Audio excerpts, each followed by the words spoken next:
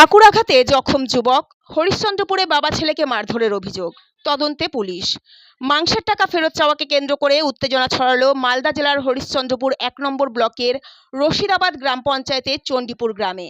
ঘটনায় চাকুর আঘাতে গুরুতর জখম হলেন এক যুবক। শুক্রবার বিকেলের এই ঘটনাকে ঘিরে এলাকায় ব্যাপক চাঞ্চল্য সৃষ্টি হয়েছে।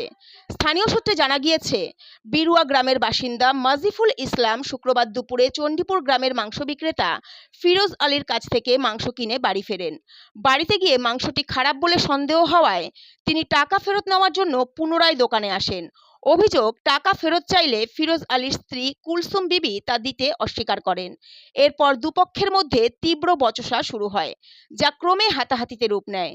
অভিযোগ উঠেছে, মাজিফুল ইসলামকে মারধরের সময় তাকে বাঁচাতে এগিয়ে এলে তার ছেলে সাজিদ আলমকে চাকু দিয়ে আঘাত করা হয়। অভিযুক্ত হিসাবে মাংস বিক্রেতা ফিরোজ আলীর নাম উঠে এসেছে। ছিলাম মাংস কিনতে, তো ওখানে নিয়ে এসেছিলাম 12টার সময়। নেওয়া তো মাংসটা দিয়ে দিয়েছিলাম আমাকে ছাট মাংস দেওয়ার পরে আমার বাবা বললো কি তা মাংস ভালো নাই, ছাট মাংস দিয়ে দিয়েছে। তা আমার বাবা আর আমি গিয়েছিলাম মাংসটা ঘোরাতে। তো ঘোরাতে যাওয়ার পরে আমার বাবা বললো কি এটা মাংস আমার পছন্দ নাই, তো ছাট মাংস দিয়ে দিয়েছিল। তো এই সাথে আমি এটা খারাপ মাংস কেন নিব? তা আমার বাবা বলতে গেলে পরে ও ফিরোজ করে ওখানে বসেছিল। তো বসে যাওয়ার পরে ফিরোজ একদম রাগ দেখাচ্ছে, যেখানে গালি গুপ্তা করছিল। তা আমার বাবা আমি বললাম যে গালি গুপ্তা কেন করছো, মাংসটা পাল্টে দেবার কথা না বলে ওর স্ত্রী গালি গুপ্তা করছিল। ফিরোজের স্ত্রী? হ্যাঁ, ফিরোজের স্ত্রী চপ্পল হাতে নিয়ে বলছে এখানে মেরে দিব। তা আমি বললাম কি মারতে কেন আসছো, তোরা আমরা তো এখানে করতে খারাপ মাংস কেন নিবো পেছারে।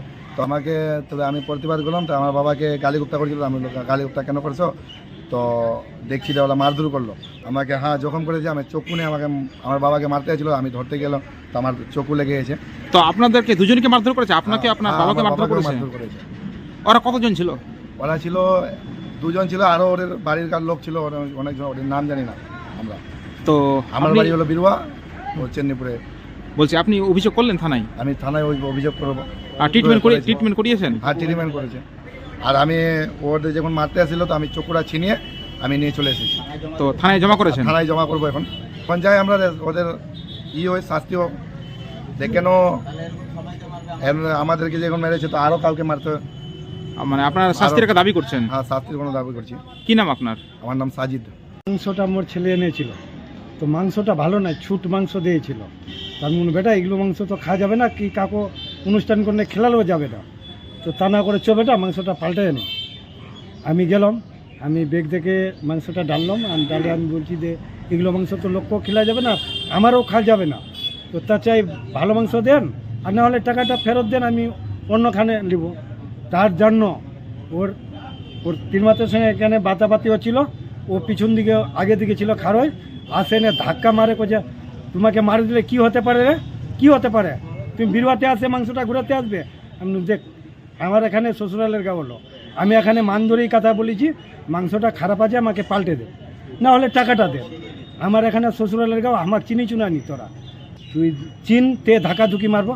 কোচে না আমি কাকো চিনি না, মাংস নেবেন না নি তো যায়, আর নি তো যাই না, কী করবে তো দেখে নিব। তার জন্যে আমাকে আসে আগ ধাক্কা মারলো, আমার মারধর করছিল। আমার ছেলে গেলে ওকে চক্ষু নিয়ে ও কাছে পেটে ঢুকে দিব। তা যাই আমার ছেলে চক্ষু কাড়ে লেছে, না কাটলে ওকে জখম করতো, না আমাকে জখম করতো। আমার ছেলের হাতটা কাটে গেছে। এই যে এটা মারতে গেল, থানাকে দেখি আমি বাবুকে বলে সাহেব গিয়ে কী করছে আমাকে। আপনার নাম? আমার নাম মজিফুল। আপনার বাড়ি? বিরুয়াই।